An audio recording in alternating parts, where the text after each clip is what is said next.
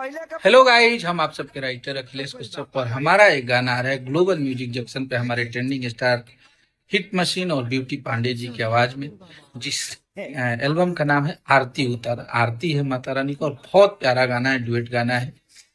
तो आप लोग हमारे एक और गाने को बहुत प्यार दिए हैं ग्लोबल म्यूजिक जंक्शन पे। हमारे लाइव का सबसे बड़ा वो देवी गीत है जिसका नाम है यहाँ पूजा हो रही है।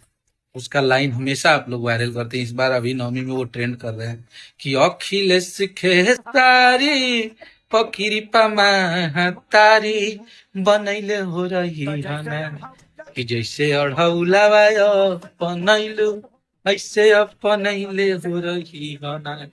तो वैसा ही गाना कुछ लेके आए हैं जो कि आप लोग सदियों सदियों तक जब जब नवरात्र आएगा तब आप लोग इस गाने को सुनेंगे। और आप लोग का बहुत कमेंट आ रहा था कि भैया कश्यप कहर वाला देवी गीत कब आ रहा है। तो आप लोग एकदम गर्दा उड़ा दीजिएगा, इतना प्यार दीजिएगा आप लोग अपने कश्यप को।